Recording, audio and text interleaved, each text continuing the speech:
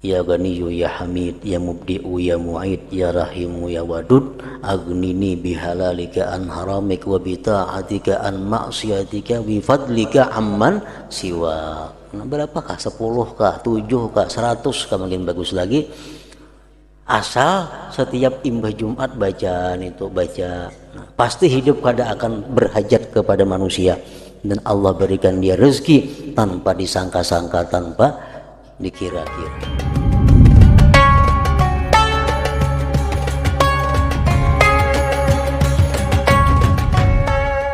Bismillahirrahmanirrahim. Riwayat hidup Imam Al-Ghazali rahimahullahu ta'ala.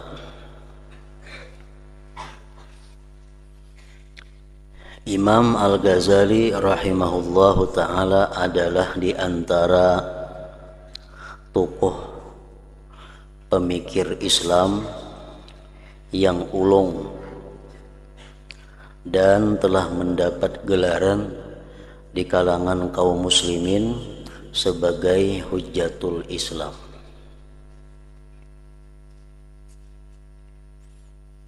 Dan beliau disepakati oleh para ulama bahwa orang yang paling berjasa di dalam mengembangkan syiar Islam pada abad yang kelima, sehingga beliau disebut mujaddid, orang yang membaharui Islam pada abad kelima tersebut. Beliau bukan hanya terkenal di kalangan kaum muslimin, bahkan Al-Imamul Ghazali juga dikenal di kalangan orang-orang yang bukan beragama Islam. Ilmu beliau sangat luas. Pengalaman dan keahliannya di bidang ilmu tasawuf dan pembentukan rohani sudah menjadi ciri-ciri keunggulan beliau. Sementara kitab Ihya Ulumuddin yang beliau tulis telah diakui kehebatan dan keagungan oleh kawan dan lawan.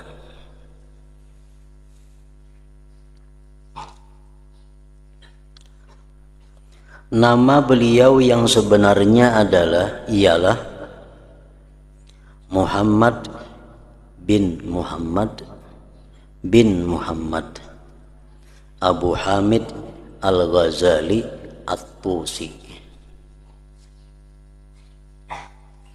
Jadi Imam Ghazali ngaran sidin Muhammad, Abah sidin Muhammad juga, Kai sidin Muhammad juga.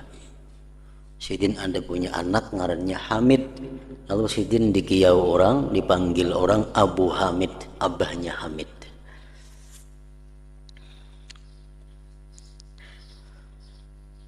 Beliau dilahirkan di kampung Ghazalah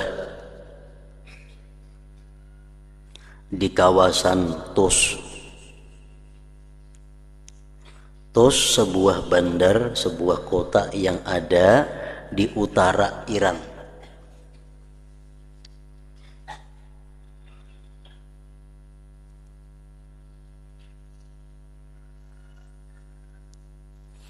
Beliau dilahirkan dari keluarga yang miskin,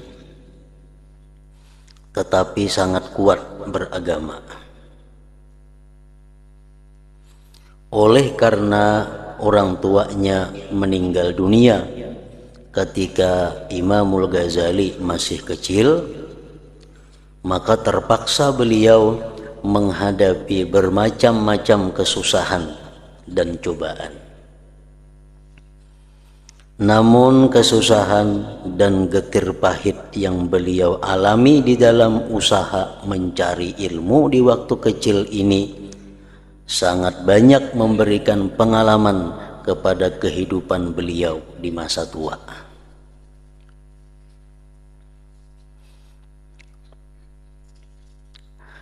Pada mulanya Imam Al-Ghazali rahimahullahu ta'ala belajar di kampungnya sendiri.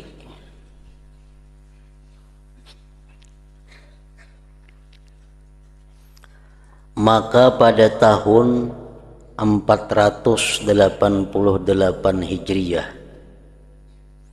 beliau pergi meninggalkan Baghdad dan meninggalkan segala kekayaan, pangkat dan penghormatan.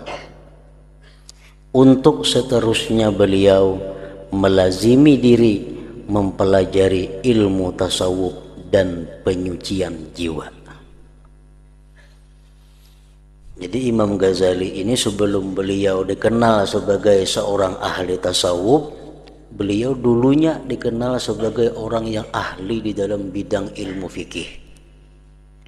Sehingga banyak beliau mengarang kitab-kitab fikih. Dan beliau juga dikenal dulunya sebagai ulama yang ahli di dalam bidang ilmu tauhid. Dan beliau juga ahli di dalam bidang ilmu falsafah. Dan bermacam-macam ilmu dikuasai oleh Imam Ghazali, sehingga beliau menjadi seorang ulama yang besar, ulama yang sangat dihormati dan berpengaruh. Nah, kemudian beliau ingin untuk membersihkan diri, ingin untuk mensucikan jiwa beliau, sehingga beliau mendalami ilmu tasawuf. Dengan itu otomatis pangkat dan penghormatan ditinggalkan. Untuk seterusnya beliau melazimkan diri mempelajari ilmu tasawuf dan penyucian jiwa. Beliau pada mulanya pergi ke Dimsyik. Dimsyik negeri Syam, Syria atau Suriah. Dan beruzlah di sana, mengasingkan diri di sana lebih kurang 2 tahun. Kemudian pergi menunaikan ibadah haji ke Makkah Al-Mukarramah dan ziarah Al-Madinah Munawwarah dan Bandar Kudus Palestina, Baitul Maqdis. Kemudian beliau kembali ke Syria dan beliau suka beruzlah di Masjid Dimsyik Al-Jami' Al-Amawi. Dan di sanalah beliau mulai mengarang kitab. Dan di sanalah beliau mulai mengarang kitab beliau yang masyhur itu, yaitu Ihya Ulumuddin.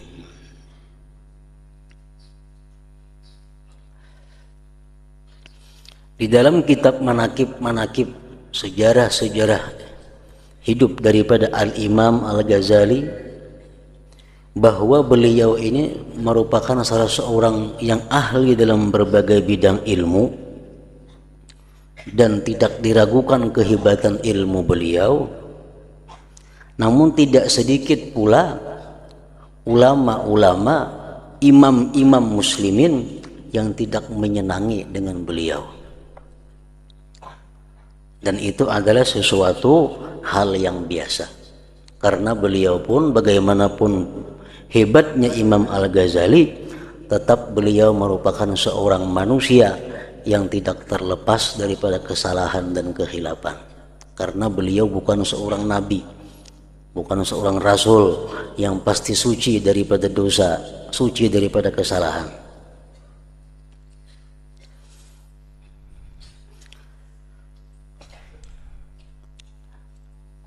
Banyak di antara mereka imam-imam muslimin, Syekhul Islam, guru-guru besar yang tidak menyenangi dengan Imam Ghazali, dengan karangan-karangan beliau.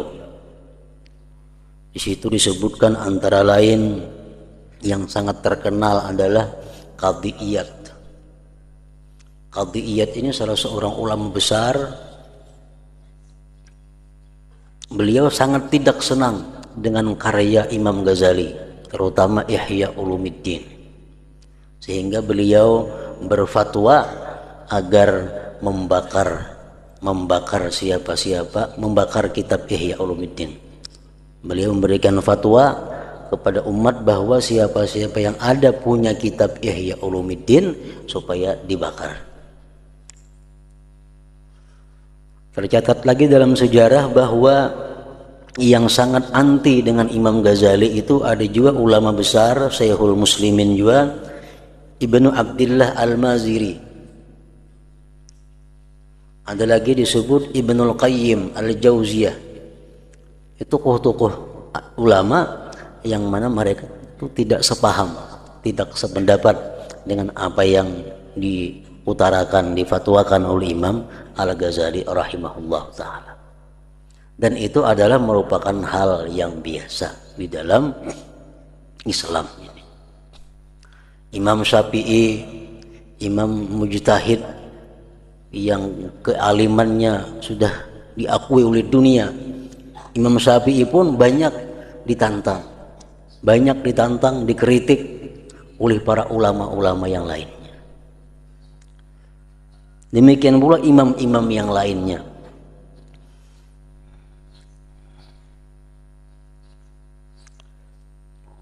Jadi hampir boleh dikatakan bahwa tidak ada ulama di dalam dunia ini yang sehebat apapun ulama itu yang tidak ada mempunyai lawan atau orang-orang yang anti kepada mereka itu. Pasti ada orang yang tidak sesuai, yang tidak sepaham dengan pendapat yang mereka utarakan itu. Termasuk Al-Imam Ghazali rahimahullah ini.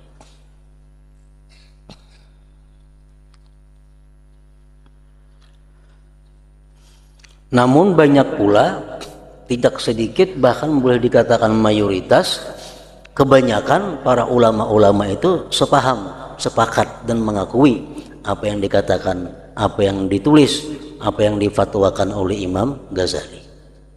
Jadi ada nang anti, ada nang pro, ada nang katuju, ada nang kada katuju. Itulah sudah dunia. Orang katuju itu pasti ada, nang kada katuju pun ada. Di antara ulama-ulama aulia-aulia yang sangat senang, yang sangat sepaham dengan Imam Ghazali, di antaranya adalah Syekh Abdul Hasan Asy-Syadzili. Nah, beliau ini sangat mengagungkan Imam Ghazali, sangat memuji Imam Ghazali.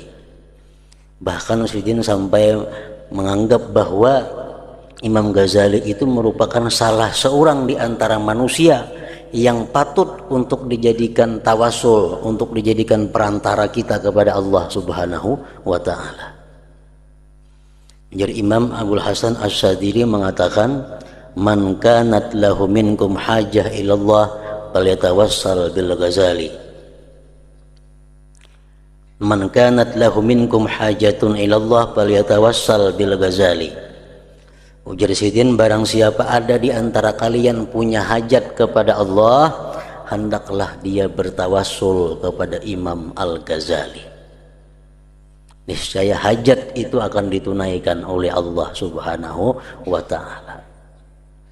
Jadi bertawassul kepada Allah, misalnya ya Allah atau Allahumma bihaqqi Abi Hamid Muhammad bin Muhammad Al-Ghazali ikdi hajati.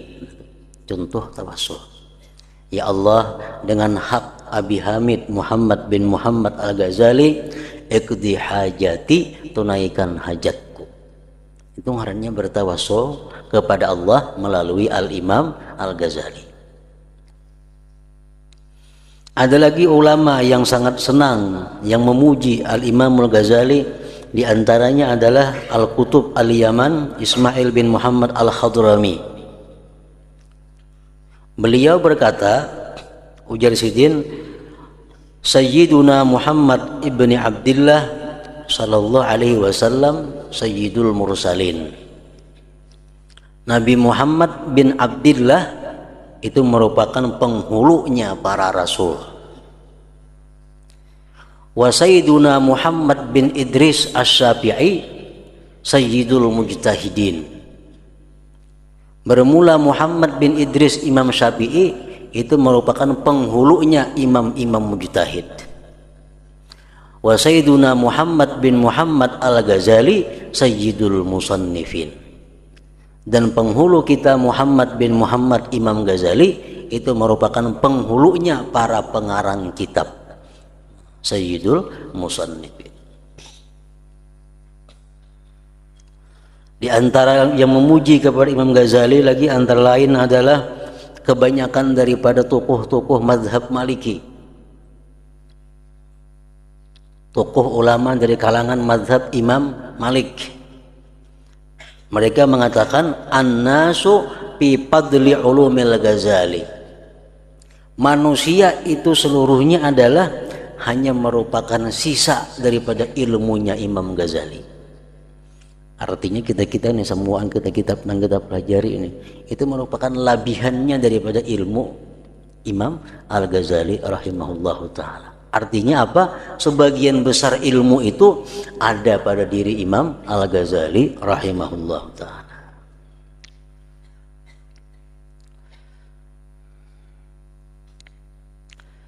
Nah, setelah itu Imamul Ghazali rahimahullah ta'ala pulang ke kampung asalnya, Tus.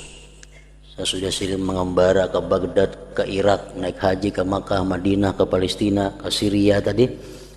Setelah itu Imam Ghazali rahimahullahu ta'ala pulang ke kampung asalnya, yaitu kampung Tus tadi. Dan tinggal di sana lebih kurang 6 tahun.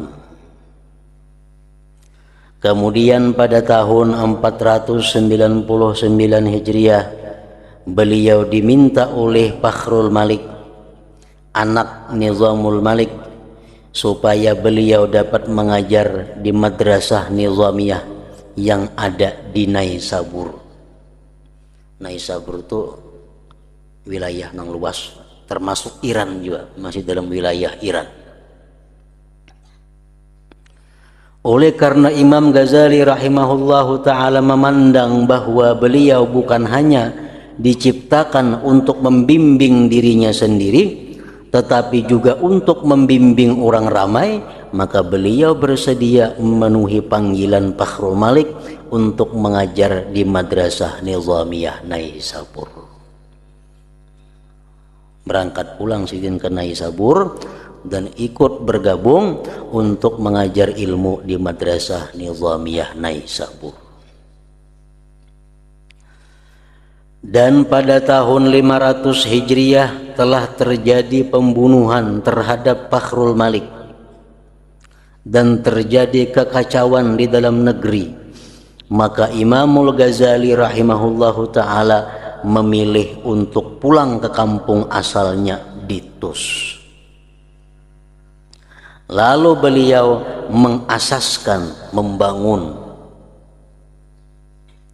sebuah madrasah dan zawiyah pondok berhampiran dengan rumah kediamannya. Nah, di sini di kitab Ampun ini Kasubalah membaca, nah soalnya sambungannya ini sama lawan yang kita baca ini kedua.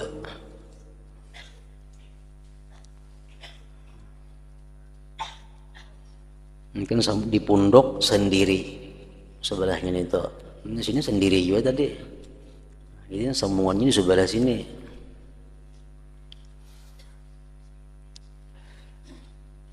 Lalu beliau mengasaskan sebuah madrasah dan zawiyah pondok berhampiran dengan rumah kediamannya. Maka sejak saat itu beliau Al-Imamul Ghazali hanya mengajar di situ dan menghabiskan umurnya dengan mengajar, mengarang dan mendidik murid-murid yang datang mengaji di madrasahnya, sehingga beliau dipanggil ke hadirat Allah Ta'ala pada tahun 505 Hijriah dan jenazahnya dikuburkan di Tabaran, Tus.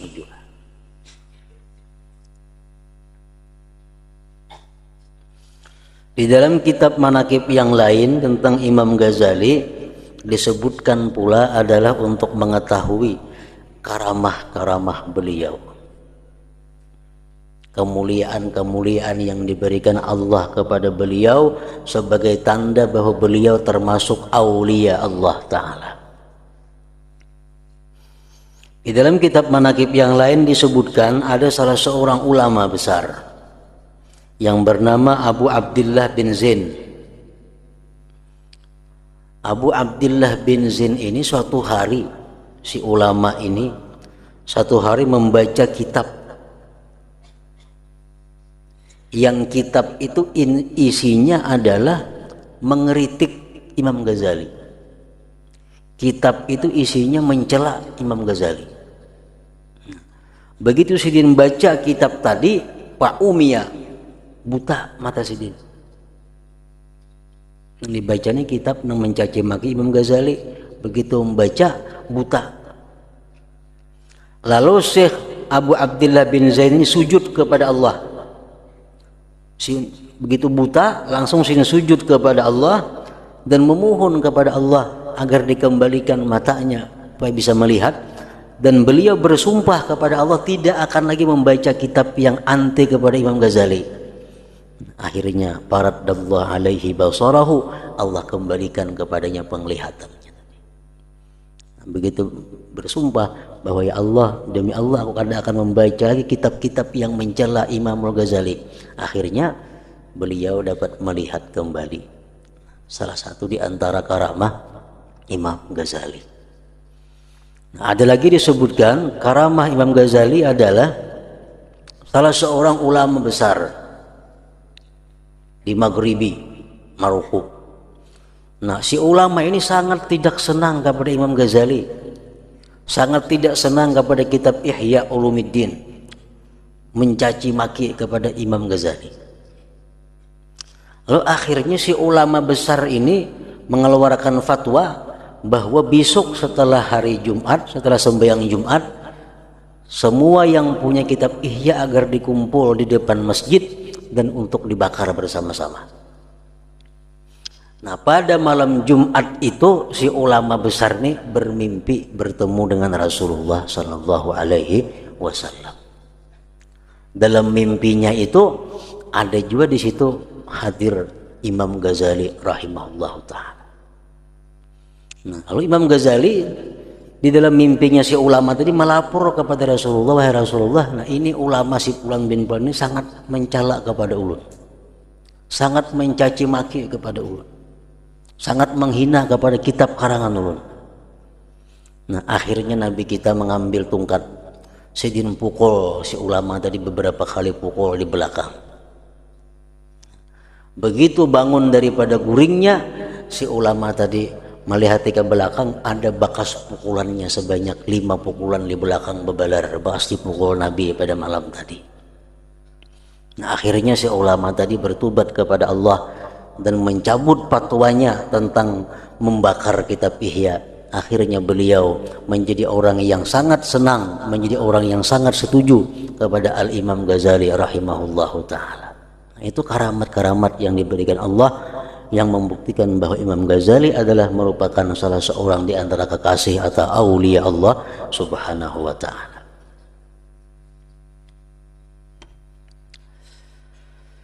Dan tidak lengkap kita mengetahui atau membaca sejarah hidup Imam Al-Ghazali rahimahullah kalau kita tidak mengetahui atau tidak mendengari tentang kalam-kalam Imam Ghazali yang dianggap oleh para ulama sebagai yang luar biasa.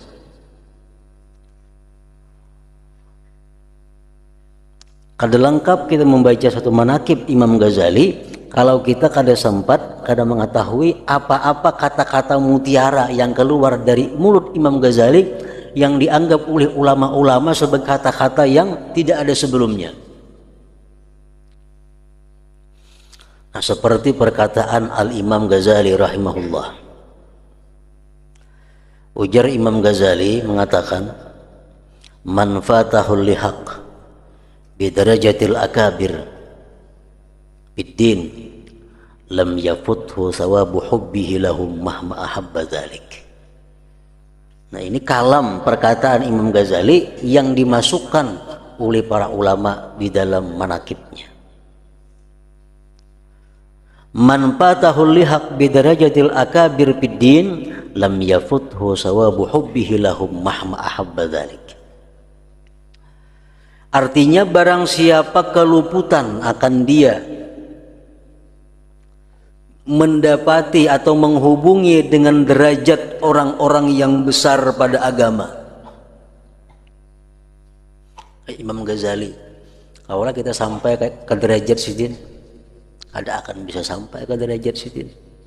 Kayak apa aja kita mengaji, kayak apa aja kita beribadah, kita kadang akan sampai, kadang akan bisa menyamai derajatnya Imam Ghazali. Kayak apa aja kita mengaji, kayak apa aja kita beribadah, kita kadang akan bisa sampai ke derajatnya Imam Syafi'i. Karena itu orang-orang yang luar biasa pada masa dahulu. Nah, kalau kita merasa bahwa kita kadang akan bisa sama ke derajat mereka, kalau kita merasa kadang akan bisa sampai kepada kedudukan mereka, lam yaputhu sawabu hubbihi lahum, kita kadang keluputan pahala untuk mencintai mereka itu. Nah, dengan bermodal cinta yang besar, dengan bermodal cinta yang sejati, kita akan bisa ditempatkan Allah sejajar dengan mereka itu. Inilah anugerah Allah Subhanahu wa taala memberikan mahabbah di dalam hati manusia itu. Dengan modal mahabbah, dengan modal kecintaan kita kepada orang-orang yang mulia, dengan modal kesenangan kita, kerinduan kita kepada orang-orang yang agung di sisi Allah, kita akan bisa dapat derajat mereka di sisi Allah Subhanahu wa taala. Al-mar'u ma'aman ahab yaumal qiyamah. Manusia itu nantinya beserta orang-orang yang dia cintai di akhirat. Kita kadang akan bisa sampai ke derajatnya Rasulullah Sallallahu Alaihi Wasallam. Bagaimanapun kita sungguhnya beribadah, sungguhnya kita menuntut ilmu, pasti kadang akan sampai ke derajatnya Rasulullah. Tapi dengan kecintaan yang sangat besar di dalam hati kita kepada Rasulullah, dengan kecintaan yang penuh dari hati kita kepada Rasulullah, itu bisa akan mempertemukan kita dengan Rasulullah Sallallahu Alaihi Wasallam pada hari akhirat nantinya. Nah, ini perkataan yang Ghazali, man fatahul lihaq bidarajatil akabir biddin lam yafuthu sawabu hubbihi lahum mahma ahabba dzalika. Di antara perkataan Imam Ghazali lagi, minadz dzunub ma yurithu su'al khatimah. Ujar Imam Ghazali, ada di antara dosa-dosa yang bisa membuat seseorang matinya su'ul khatimah. Ada dosa-dosa yang bisa membawa seseorang kepada mati, dicabut iman. Dosa apa? Wa huwa di'a'ur rajul al-wilayata ma'apaqdiha minhu, yaitu dosa mengakunya seseorang sebagai wali padahal dia bukan wali Allah Subhanahu wa ta'ala.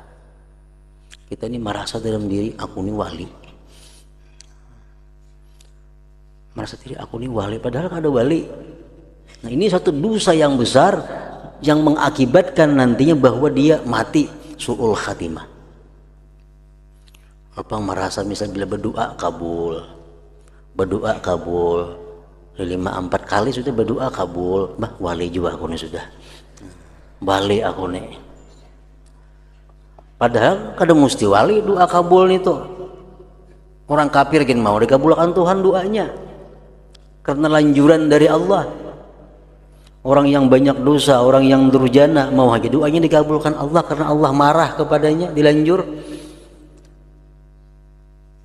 Minadz dzunub ma yurithu su'al khatimah wa huwa di'a'ur rajul al-wilayah ma'a faqdiha min.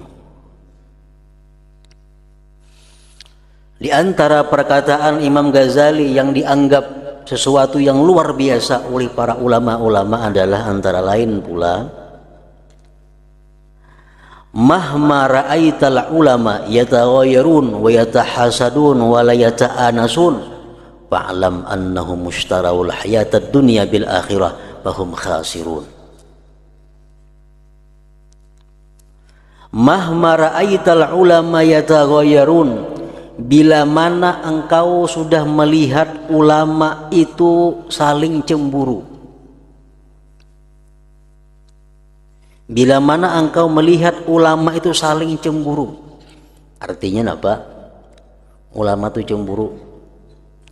Misalnya ada seseorang mengaji lawan kita, mbak itu murid kita ini mengaji juga ke orang lain, mencemburu kita, sakit hati. Artinya muridku ini mengaji ke lain, hendaknya lawan aku saya mengaji, ini mengaji juga ke lain sekalinya. Nah, bila mana engkau melihat ulama-ulama itu sudah saling cemburu mencemburui, wa yatahasadun, dan mereka sudah saling iri dengki satu dengan yang lainnya, wala yata'anasun, dan tidak berjinak-jinakan, kadang mau bergabung-gabung, berkumpul-kumpul, fa'lam, ketahuilah, annahum mushtarawul hayatad dunya bil akhirah, bahwa mereka sudah menukar kehidupan dunia dengan akhirat. Berarti ulama ini sudah menjual dunianya, menjual agamanya dengan kepentingan-kepentingan duniawi. Mestinya kalau orang itu ada mengaji suka, itu suka. Adanya kada kalau orang mengaji ke lainnya sakit hati. Nah, ini ulama seperti ini, ulama yang menjual akhirat untuk kepentingan dunia. Fahum khasirun, dan mereka orang yang rugi. Mereka adalah orang yang rugi. Nah, di antara perkataan Al-Imam Al-Ghazali lagi, kalamuhu radhiyallahu anhu, ujar Imam Ghazali mengatakan, laisal war'u bil jabhati hatta taqattaba. Bukan wara itu andaknya di dahi yang becatik. Kalau dahi becatik, behirang di sini, nah, itu bukan tanda wara. Jadi jangan dikatakan beliau itu becatik itu wara, kadang mesti bisa luyuh mau juga. Laisal war'u bil jabhati hatta taqattaba. Bukanlah wara itu letaknya di dahi yang becatik. Jadi jangan terperdaya, jangan tertipu dengan hirang di dahi. Wala fil khaddi hatta yasfarra, dan bukanlah wara itu andaknya di pipi yang pucat. Orangnya dahi becatik, muhapinya pucat, artinya tanda kata makan, tanda kata guring. Belum tentu itu wara. Wala fil zahri hatta yanhaniya, dan bukan pula wara itu letaknya di belakang yang bungkuk. Wala fir raqabah hatta tata'ta'a, dan bukan pula wara itu andaknya di gulu yang tunduk. Jalan tunduk aja, belum tentu wara. Wala fil zaili hatta yudam, dan bukan pada ujung tapih nang disingsing atau halin tuh tapih wara, kada tentu. Innamal wara'u bil qulub, hanya saja wara itu letaknya di dalam hati seseorang. Nang tahu wara kadanya kita hanya Allah Subhanahu wa ta'ala. Yang tahu wara kadanya orang hanya Allah Subhanahu wa ta'ala. Kenapa? Karena wara itu fil qulub, anaknya di dalam hati, bukan di dahi, bukan di pakaian, bukan di cara berjalan, bukan cara tutur kata. Tapi wara itu anaknya fil qulub, di dalam hati. Jangan hendak menilai seseorang itu wara atau kada wara kalau kita belum tahu isi hati seseorang tersebut. Nilai diri kita, urus diri kita, ketahui yang penting diri kita wara atau kada. Urusan Allah Subhanahu wa ta'ala, urusan hati. Nah, itu antara lain perkataan-perkataan Imam Ghazali yang dimasukkan oleh para ulama sebagai karamah juga, sebagai keistimewaan, kemuliaan yang diberikan Allah kepada Al-Imam Al-Ghazali. Di antara karamah Imam Ghazali lagi disebutkan bahwa beliau semasa hidupnya itu telah mengarang sebanyak 51 judul kitab.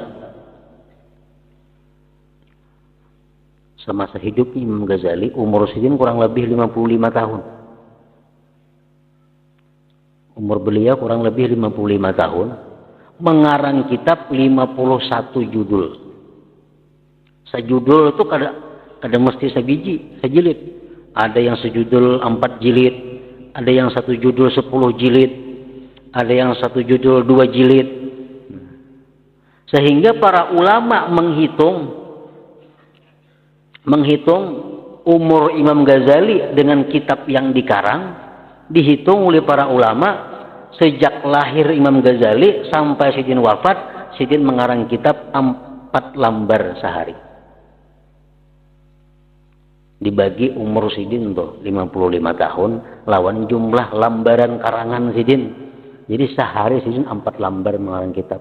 Ibarat dibagi umur, mulai mbah keluar di parut mama Sidin mengarang kitab 4 lembar sehari sampai Sidin meninggal dunia.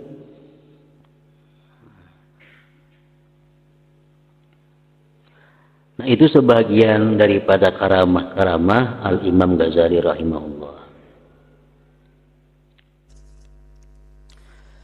Al-Imam Ibnul Jauzi menghikayatkan daripada Imam Ahmad, saudara Imamul Ghazali rahimahullahu ta'ala, yang menceritakan peristiwa kematian Imam Ghazali rahimahullah ta'ala.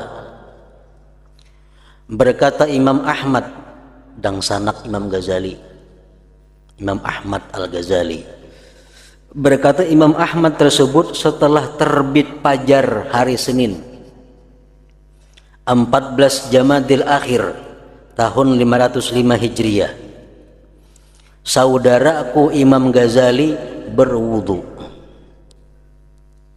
dan terus sembahyang subuh. Selepas sembahyang beliau berkata, bawa ke sini kain kafanku. Lalu beliau mengambil kain kafannya sambil beliau berkata, aku telah bersedia untuk datang memenuhi panggilanmu dengan penuh ketaatan dan kepatuhan. Setelah itu beliau menghunjurkan kakinya menghadap kiblat dan terus beliau menghembuskan napas yang terakhir untuk memenuhi panggilan Tuhannya dengan penuh ketenangan. Dalam riwayat yang lain, Imam Ghazali berpesan kepada khadam beliau. Jadi Imam Ghazali kepada khadamnya berpesan, kalau aku meninggal dunia, mayatku jangan hendak digarak-garak, jangan hendak dipindah-pindah, jangan hendak dimandii, jangan hendak disembahyangkan sebelum datang 3 orang yang tidak kalian kenal. Nah, jadi begitu wafat Imam Ghazali digenakannya dulu. Nah, akhirnya datang 3 orang. 3 orang yang katanya dikenal. 2 orang bertugas memandii. Nah, 1 orang bertugas jadi imam sembahyang jenazah itu. Nah, setelah selesai penguburan, 3 orang tersebut tadi hilang. Karena kelihatannya kemana perginya. Nah, beberapa tahun kemudian ternyata diketahui siapa yang mengimami jenazah Imam Ghazali itu, siapa yang memandii itu. Ternyata imamnya itu adalah Syekh Abu Abdullah Muhammad bin Ishaq Asy-Sya'a. Ternyata imamnya adalah Asy-Syarif Syekh Abu Abdullah Muhammad bin Ishaq Al-Amghar dari Maroko. Dari Maroko datang imamnya. Ada Maroko ke Irak tuh saling jauhan. HP waktu itu kada ada lagi kabar berita, kada ada kabar HP, telepon kada ada. Nah, jadi datang. Adapun yang memandii itu adalah orangnya Abu Syuaib Ayyub bin Said lawan Abu Isa, orang dari Irak sana. Nah, itu berita tahu sudah beberapa tahun kemudian. 3 orang itulah yang bertugas, 2 memandii, 1 yang menjadi imam jenazahnya. Nah, setelah itu hanya orang kampung 4 mengganiinya. tempat membantu pelaksanaan jenazah Al-Imam Ghazali. Nah, kemudian perlu juga kita mengetahui tentang amaliyah wirid daripada Imam Ghazali yang mungkin bisa kita ambil manfaatnya, faidahnya. Imam Ghazali berkata, ujar Imam Ghazali, ma hasala li al-futuh wal barakah illa bihadhil aurat. Tidak hasil bagiku al-futuh, keterbukaan ilmu, keterbukaan hati untuk beribadah, keterbukaan hati untuk beramal kebaikan. Tidak hasil itu dan barakah-barakah kecuali dengan ini wirid. Wirid amalan sidin inilah yang mengundang beliau dapat berkah. Wirid inilah yang mengundang beliau dibukakan Allah berbagai macam ilmu, dibukakan Allah berbagai macam hidayah. Nah, apa wiridnya? Yaumul Jumat, hari Jumat, membaca ya Allah 1000 kali. Kematanya paling 10 menit tuh. Ya Allah, ya Allah, ya Allah, ya Allah, ya Allah, ya Allah, ya Allah, ya Allah, ya Allah, ya Allah, 1000 kali. Itu hari Jumat. Kalau hari Sabtu wirid sidin la ilaha illallah 1000 kali. Ini 20 menitan itu. La ilaha illallah, la ilaha illallah, la ilaha illallah. Itu hari Sabtu. La ilaha illallah 1000 kali. Kalau hari Ahad bacaan sidin ya Hayyu ya Qayyum 1000 kali. Seperempat jam lah. Ya Hayyu ya Qayyum, ya Hayyu ya Qayyum, ya Hayyu ya Qayyum, ya Hayyu ya Qayyum, ya Hayyu ya Qayyum 1000 kali. Nah, kalau hari Senin bacaan sidin la haula wala quwata illa billahil aliyyil azim 1000 kali. 20 menitan lebih ini tuh. La haula wala quwata illa billahil aliyyil azim, la haula wala quwata illa billahil aliyyil azim, la haula wala quwata illa billahil aliyyil azim. Hari Selasa bacaan sidin Allahumma salli ala sayyidina Muhammad an-nabiyil ummi wa ala alihi wa sahbihi wa sallim. Setengah jam ini.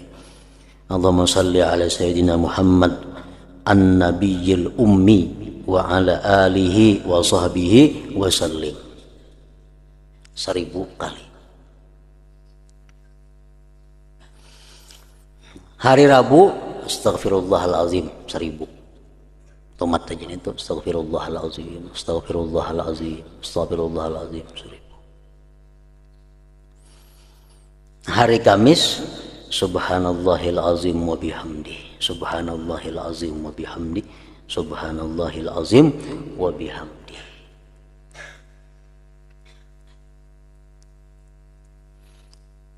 Nah, jadi wirid ini dahulunya aku masih kekanakan, dijajahkan oleh abahku untuk mengamalkan ini. Nah, dalam saat ini aku ijazahkan kepada kalian sebertaan. Nah, nak mengamalkan itu. Nah, kemudian lagi di antara amalan Imam Ghazali yang sidin selalu lazimi, selalu sidin baca adalah membaca sesudah sembahyang Jumat ya Ghaniyu, ya Hamid, ya Mubdi, ya Mu'id, ya Rahim, ya Wadud, aghnini bihalalika an haramik wa bita'atika an ma'siyatika bifadlika amman siwak. Berapa ada batasnya, berapa kali kah? Ujar sidin man zakarahu ba'da salatil jum'ah wa dawama alaihi aghnahu Allah an khalqihi wa razaqahu min haitsu la yahtasib. Orang yang selalu artinya tiap Jumat tuh mengamalkan itu, Allah kayakan dia daripada manusia dan Allah beri dia rezeki tanpa terduga-duga. Ya Ghaniyu ya Hamid, ya Mubdi'u ya Mu'id, ya Rahimu ya Wadud, aghnini bihalalika an haramik wa bita'atika an ma'siyatika bi fadlika amman siwa. Nah, berapakah? 10 kah? 7 kah? 100 kah? Makin bagus lagi. Asal setiap imbah Jumat bacaan itu baca. Nah, pasti hidup kada akan berhajat kepada manusia, dan Allah berikan dia rezeki tanpa disangka-sangka, tanpa dikira-kira. Nah, kemudian selanjutnya hanya kita baca permulaan atau mukaddimah daripada kitab Bidayatul Hidayah ini. Mudah-mudahan manaqib Imam Ghazali yang kita baca tadi dapat kita ambil manfaatnya dan dapat berkah dari Allah Subhanahu wa taala. Ila hadratin Nabi sallallahu alaihi wasallam. Al-Fatihah.